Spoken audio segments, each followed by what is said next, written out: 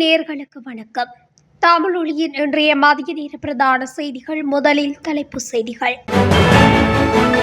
கொழும்பில் பரபரப்பு ஏற்படுத்திய கொலையின் சந்தேக நபர் தொடர்பான பகீர் தகவல்கள்.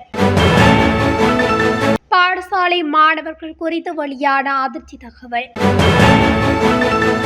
வீதியில் நடந்து செல்ல முடியாத அளவு தினமும் கொலை சம்பவங்கள், சஜித் ஆதங்கம்.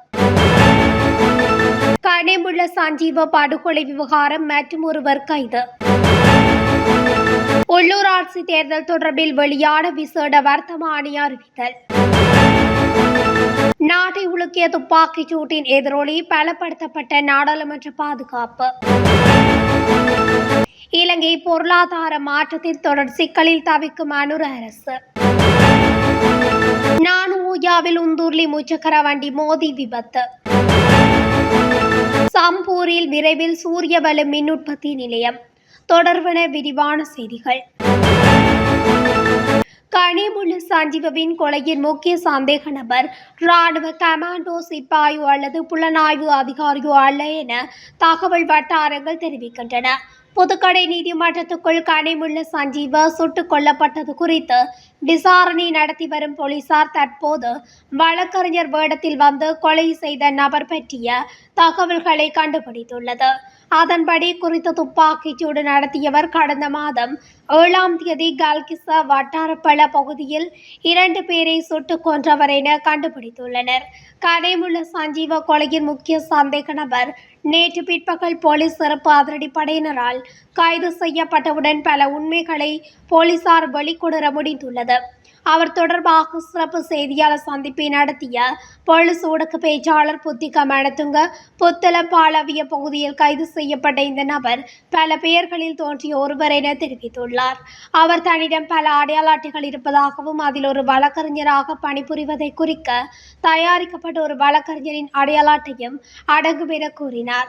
அவர் முதலில் முகமது அஸ்மான் ஜரீப்தீன் என்ற பெயரிலும் தோன்றியிருக்கிறார். பின்னர் சமிது தில்ஷான் பியமங்க கந்தன ஆராய்ச்சி என்ற பெயரை பயன்படுத்தியிருக்கிறார்.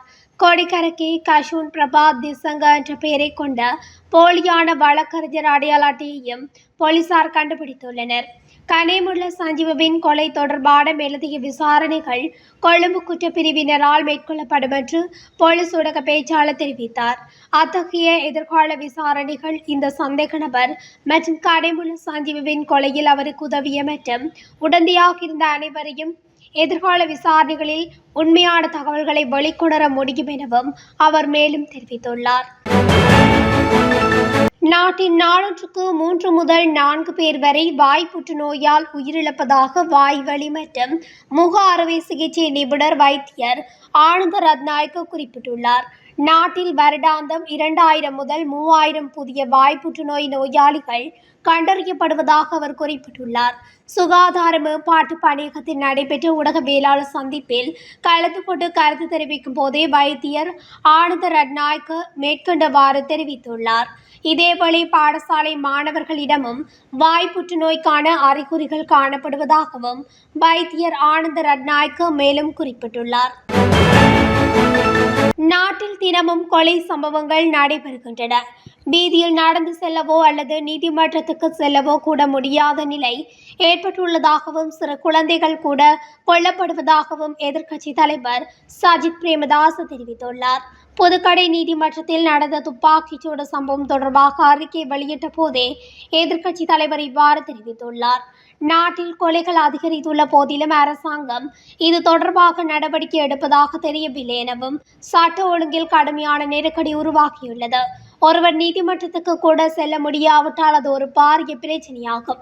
சட்டம் ஒழுங்கு தொடர்பாக முடிந்தவரை வலுவான நடவடிக்கைகள் எடுக்கப்பட வேண்டும். கொலை, வன்முறை, ஊழல் ஆகியவை நடக்க முடியாது. இதற்கு ஒரு வலுவான தீர்வு பெற்றுக்கொள்ளப்பட வேண்டும். இந்த விடயத்தில் அரசாங்கத்தை ஆதரிக்க தயாராக இருக்கிறோம் என இதன்போது சஜித் பிரேமதாஸ் தெரிவித்துள்ளார். கனிமுள்ள சஞ்சீவ துப்பாக்கிச் சூட்டில் ஈடுபட்ட துப்பாக்கிதாரி புத்தளம் நோக்கி தப்பி செல்ல பயன்படுத்திய வேனின் சாரதியும் போலீசாரால் கைது செய்யப்பட்டுள்ளார். இன்றைய நாடாளுமன்ற அமர்வின் போது பொது பாதுகாப்பு அமைச்சர் ஆனந்த விஜயபால இதனை உறுதிப்படுத்தியுள்ளார். பிரபல போதைப்பொருள் கடத்தல்காரரும் குற்றவியல் கும்பல் தலைவருமான கனிமுள்ள சஞ்சீவ என்று அழைக்கப்படும் சஞ்சீவ குமார சமரரத்னவை நீதிமன்ற வளாகத்துக்குள் சுட்டுக் கொன்றதாக சந்தேகிக்கப்படும் துப்பாக்கிதாரி நேற்று மாலை புத்தளம் பாலாவிய பகுதியில் வேனில் தப்பி செல்லும் போது போலீஸ் சிறப்பு அதிரடிப்படையினரால் கைது செய்யப்பட்டார். கனேமுள்ள சஞ்சீவ் என்று அழைக்கப்படும் பிரபலமற்ற கும்பல் தலைவர் நேற்று காலை புதுக்கடை நீதிமன்ற வளாகத்தில் உள்ள எண் 5 நீதிமன்றத்தில் சுட்டுக் கொல்லப்பட்டார். போலீசாரின் கூற்றுப்படி அவர் 19 கொலை வழக்குகளில் சந்தேக நபராக இருந்தமை தெரியவந்துள்ளது. உள்ளூராட்சி தேர்தல் தொடர்பில் விசேட வர்த்தமானி அறிவித்தல் ஒன்று வெளியிடப்பட்டுள்ளது. இதன்படி ஒவ்வொரு மாநகர சபை, நகர சபை மற்றும் பிரதேச சபை உறுப்பினர்களின் பதவிக்காலம் 2025 ஜூன் 2ஆம் தேதி முதல் ஆரம்பமாகும் என அறிவிக்கப்பட்டுள்ளது. மாநகர சபை கட்டளை சட்டம் 252 பிரிவு 10 துணை பிரிவு 1 பந்தி வழங்கப்பட்ட அதிகாரங்களின் அடிப்படையில் பொது நிர்வாகம், மாகாண சபைகள் மற்றும் உள்ளூராட்சி அமைச்சர் AHMH அபிரத்னவால் பரிந்துரைக்கப்பட்டுள்ளது. அதன்படி 27 மாநகர சபைகள், 36 நகர சபைகள் மற்றும் 274 பிரதேச சபைகள் இவ்வாறு பட்டியலிடப்பட்டுள்ளன.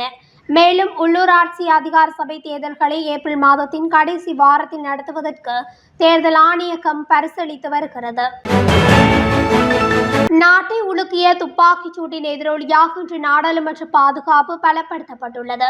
அதன்படி நாடாளுமன்ற வளாகத்திற்குள் வருகை தரும் வாகனங்கள், நபர்கள் சோதனைக்குட்படுத்தப்படுவதாக தெரிவிக்கப்படுகின்றது. பாதாள உலக கும்பலின் தலைவர் கனேமுள்ள சஞ்சீவ நேற்று கொழும்பு புதுக்கடை நீதவான் நீதிமன்றத்தில் சுட்டுக் கொல்லப்பட்டார்.